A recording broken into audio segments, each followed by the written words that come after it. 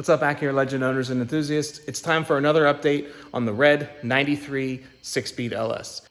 So if you could see from the front, if you've looked at the other videos, this car originally had hood pins installed. When I got the car, there was no pins itself. So I just got those off eBay. Nice little $10 purchase. Look at that. That is beautiful. Right in the factory hole and everything. And just drill and go. So the hood now closes. I can latch it, put the pins in, and safely secure it because I don't trust any factory latch. Especially on a car like this, it's kind of just bubble gum and chewed tobacco together. Like, that's how, it is. Also, you could see I've removed those fancy fog lights because, honestly, I couldn't find a screw to secure the other one to the passenger side, so I was like, screw this. I do have to get some bumper lights from the other garage, but as you can see, I am slowly transitioning more stuff here. The next item on the list is swapping wheels. Goodbye crappy wheels, and if you've seen the other videos, I have a bunch of Legends now for parts, and I'm gonna swap over these, what I call GS wheels, and throw them on here, because when I got this car, it came with Pro Contact tires that are in good shape. They're not old, they're actually pretty new, and yeah, I only got like 4 lug nuts. So it's the perfect time to grab stuff off of here and throw it on the other car. Yeah, but that's about the updates for right now. I'll throw these wheels on and let's see what happens. I have a feeling, just a little feeling, I will be able to drive this car once I switch those wheels and zip tie the front bumper on. Because the bumper's on, it's just not secured as much as I would like. So let me get some zip ties, wheel swap, and let's see what happens. All right, got the passenger side rear wheel off. And gonna absorb what I got in here. Hopefully no rust, just a rolled fender a little bit. Nothing too bad.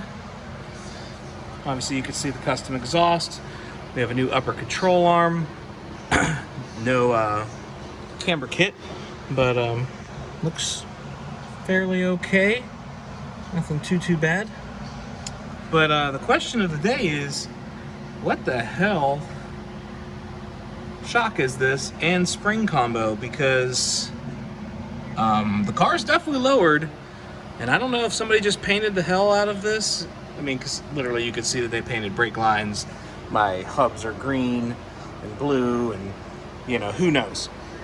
But yeah, the previous owner told me there was conies on here, but I don't see no adjustability button, and it's definitely lowered. Any thoughts? Let's check the other corners. All right, guys, got the passenger side rear on. And of course, I find another surprise once I go to tighten the lug nuts. Anybody want to guess what the first surprise is? Anything look a little odd with these, maybe?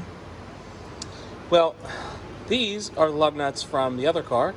They fit nice. This one I had to put back on, and I don't know if you can see that properly, but let's see. That definitely shouldn't happen. But what about this one?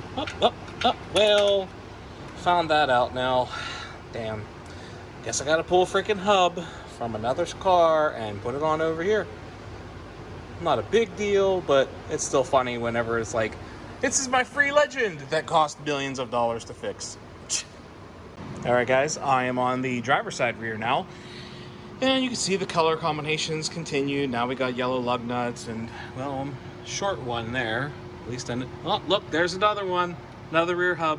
At least I noticed it this time before I put the damn wheel on.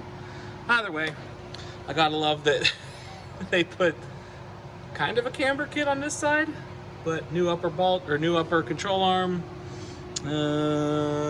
lower control arm as well at the front. It's nice and new. And look, now we have a coney again. See, this is what I'm saying. Coney adjustables. Yep, that's the right one. Same spring as before. Still not seeing any markings, but hey, congratulations to me. At least I got confirmed one. Let's see how many more I can find on the car and go from there. But I could have swore Coney's had an adjustability thing somewhere on the shock, but I guess I was wrong. I haven't seen one of these in forever, so I always run coilover, so I don't know what to tell anybody. But let me toss this wheel on and get rid of these 20 spoke with the snow tires and see where I am. Well guys, I made it to the front of the Targa Coupe. And yesterday I was trying to get these wheels off, but then I learned that the previous owner decided to leave some splined lug nuts on here. And I didn't have my spline tool here, so I had to go get that and put that on so I can get this wheel off. The other car has already been taken off with the wheels. As you can tell, I've got a nice massive leak here. And if you remember the other video, I filled up that brake reservoir and it's leaking here. So let's get this wheel off and see exactly, one, where the leak's coming from, because it looks pretty big right there, and what type of suspension I got, and swap this GS wheel on. Well, the wheel is off, and there's a puddle of fluid. I got some calipers. You would think it's a rubber line, but it's not. It's definitely coming from the ABS unit, so I'm gonna have to delete that. And yeah, at least I got them conies though, confirmed again. Can't really read the lettering, but it's there. For being a Southern Texas car, I'm actually surprised at the condition. All right, the driver's side front. Anybody see anything that just looks, I don't know, a little odd with it? I mean, you know, I'm 99% sure the brake line doesn't route that way, you know. In case anybody didn't know, there's supposed to be a little cover here that covers the castle nut and everything for the ball joint, and that is not supposed to be mounted there. Oh my god. You shade tree mechanics that do shady stuff, like, make me wonder so much. But hey, at least them conies is here. Yes sir. Still good, no leaks. Let's fix this brake line routing and throw the wheel on. Okay, spent about 10 minutes figuring this out, which way I personally feel that this would route great without interfering with these smaller wheels, because this car did have, I believe, 18s up front, and obviously when it was sitting up here, it didn't interfere with anything.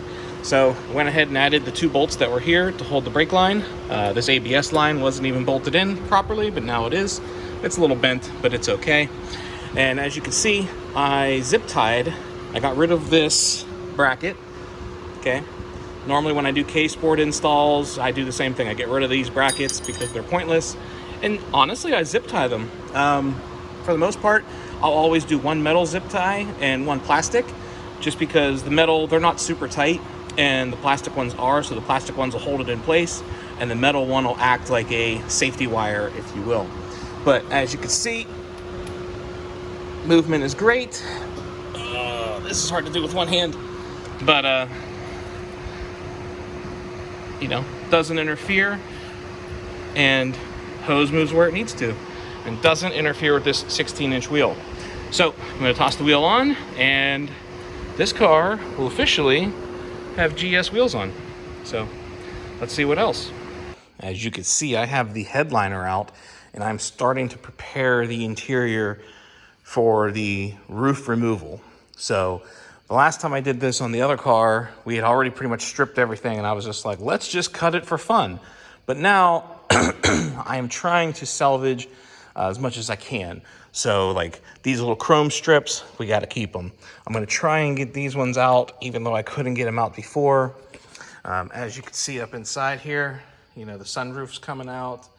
I do have a harness that I have to figure out how to reroute, but that is only if I want to keep the rear defroster and the rear light, which I want to try and keep as much OEM functionality as I can.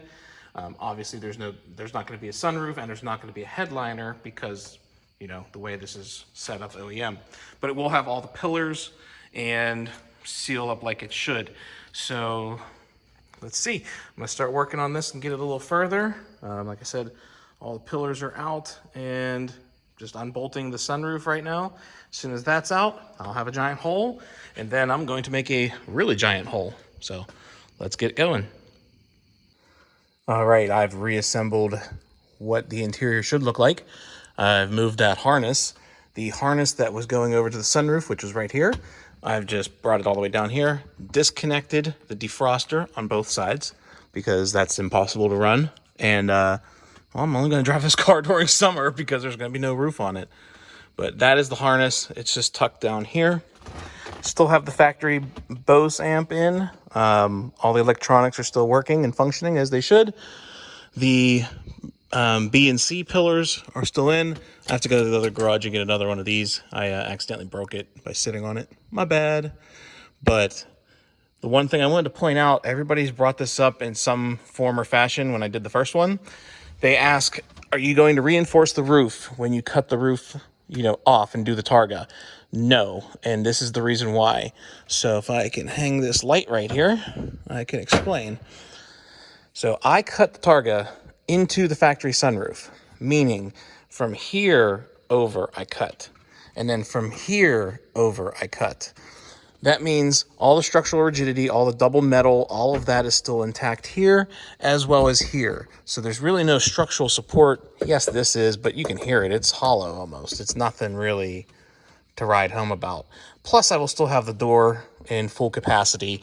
And then, it's going to be all the way over to here. You're only cutting out, if I remember correctly, it's like 18 inches. So 18 inches of support here. You still have the bottom. I've tightened up all of the bolts back here just in case, if it helps some way, shape, or form. I've tightened those up, put that panel back in. That's actually in now. I got to do the gasket and everything around that window. But if you take a quick look around, I mean, it's ready to cut. I also cleaned up back here because this was a mess. This is just a shit show. So many wrappers and blunts and just gross. I mean, I know it's dirty still because I at least got the vacuum and vacuumed all this crap out. But from this point on, at least, it's manageable because when I cut the roof, obviously metal parts are going to go everywhere. And then I'll worry about detailing it and making it look nice. Granted, this is a Texas car. A lot of the plastics are super brittle. Like, for instance, I could probably snap one of these off right now. I just don't want to hurt my finger. But anyways, that panel's fully intact. That panel's fully intact. This one's fully intact. So, yeah, let's get the remodeling done, if you will, and get some of this stuff where it needs to be. All right, guys, I am in the back seat of the coupe right now. As you can see, I got the rear seat bolted in. It's all nice, and it's actually pretty comfy back here. But I was going to vacuum out in front of the passenger seat, and then I looked underneath, and there is just a crap load of stuff.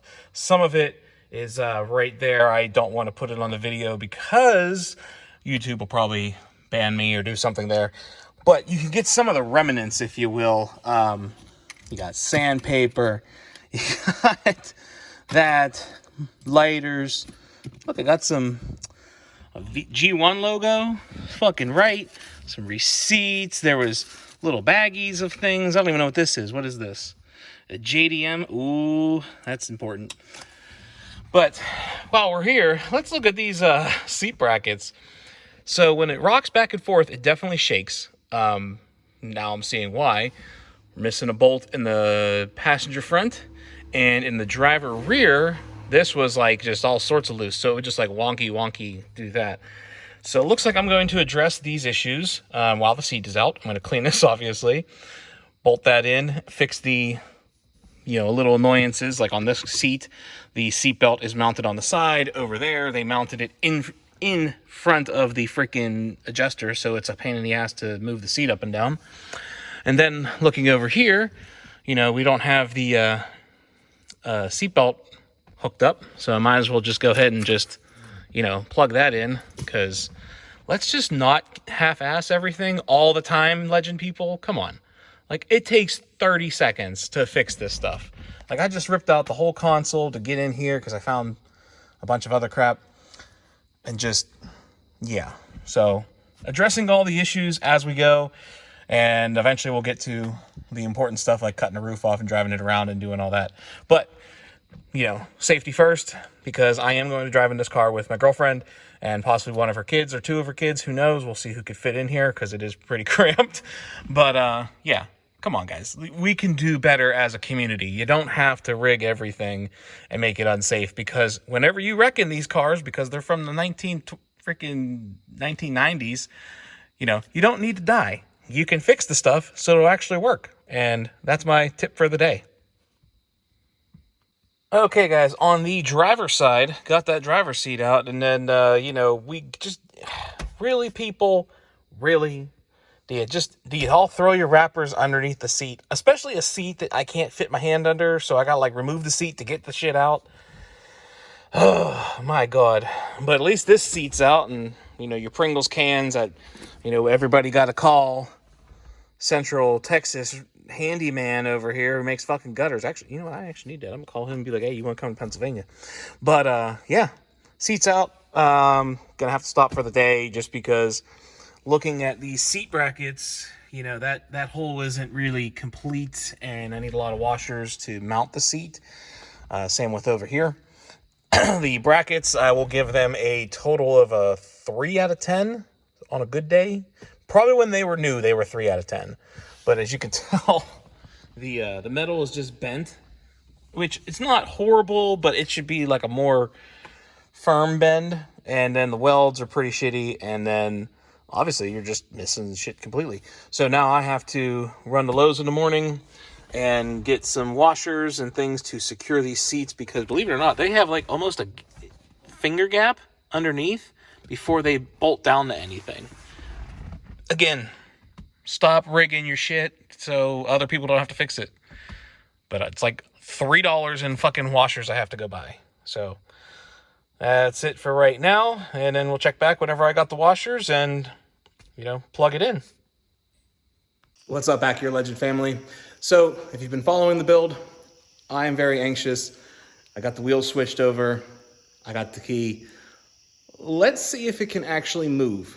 I've yet to figure that out yet on its own power. I've been told that it can, but I'm gonna physically try it. Also, that being said, it's gonna be very, very short because all that puddle there is the brake fluid. So obviously I have a leak. So I'm just gonna like burp, burp, burp, move it forward, and burp, burp, burp, move it back. And that's it. So let's see what happens.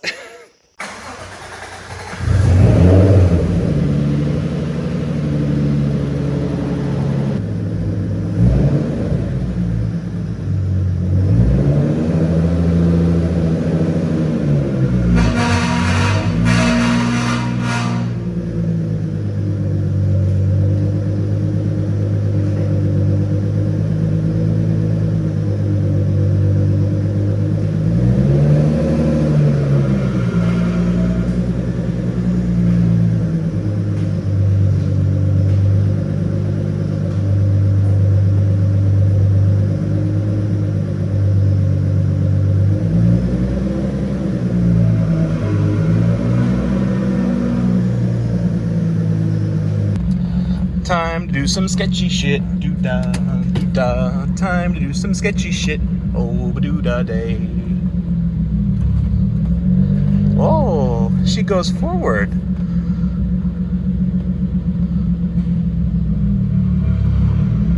And she goes back.